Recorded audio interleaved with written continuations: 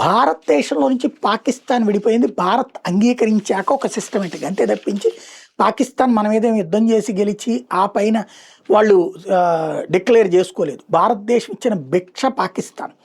But Pakistan నుంచి బంగ్లాదేశ్ విడిపోయినప్పుడు సహకరించి బంగ్లాదేశ్ ఏర్పడడానికి ప్రోత్సహించింది మనం. ఆ బంగ్లాదేశ్ డిక్లేర్ చేసుకుంది, మేము పాకిస్తాన్ నుంచి బయటకు వచ్చి మాది స్వతంత్ర దేశం అని డిక్లేర్ చేసుకుంది బంగ్లాదేశ్. ఇప్పుడు అదే డిక్లరేషన్ అంటే పాకిస్తాన్ నుంచి ఒక రాష్ట్రం విడిపోయింది.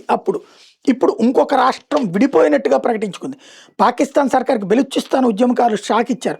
పాకిస్తాన్ నుంచి వేరుపడేందుకు దశాబ్దాలుగా పోరాడుతున్న ఉద్యమకారులు బలూచిస్తాన్ స్వతంత్ర దేశంగా రిపబ్లిక్ ఆఫ్ బలూచిస్తాన్గా ప్రకటించుకుంటూ అధికారిక ప్రకటన విడుదల చేశారు. బలూచిస్తాన్లోని 85% భూభాగం తమ బలగాల ఆధీనంలో ఉందని తేల్చి చెప్పారు. మా చుకైన్ బలోచిని పేరుతో జాతీయ గీతాన్ని కూడా ప్రిపేర్ చేశారు. జాతీయ పతాకాన్ని కూడా ఆవిష్కరించేశారు.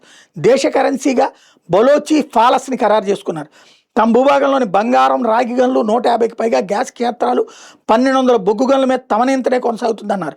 భారీ యుద్ధ విమానాలు, హెలికాప్టర్లు, ట్యాంకులు, మిస్సైలు లేకపోవచ్చు, కానీ 5 లక్షల మందితో కూడిన సైన్యం, నావికాదళం, వాయుబలగాలతో కూడా మా ప్రాంతం నుంచి పాకిస్తాన్ దళాన్ని ఏడాది చివరికల్లా తరిమి కొడతాం అని ప్రకటించింది. తమను స్వతంత్ర దేశంగా గుర్తించాలని అంతర్జాతీయ సమాజానికి విజ్ఞప్తి చేసింది. భౌగోళికంగా బెలూచిస్తాన్ పాకిస్తాన్లోని అతిపెద్ద రాష్ట్రం, ప్రావిన్స్. దాదాపు 44% భూభాగం ఈ ప్రాంత పరిధిలోనే ఉంటుంది. ఒకవైపు ఇరాన్, మరోవైపు ఆఫ్ఘనిస్తాన్ సరిహద్దులతో వ్యూహాత్మకంగా చాలా కీలకమైంది. బంగారం, రాగితో పాటు సహజ వాయు వనరులు సమృద్ధిగా కలిగిన ప్రాంతమైంది.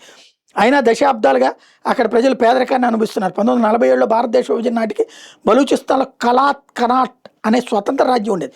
దాన్ని 1948లో పాకిస్తాన్ ఆక్రమించుకుని లాక్కుంది. ఇప్పుడు వాళ్ళు ప్రకటించుకున్నారు.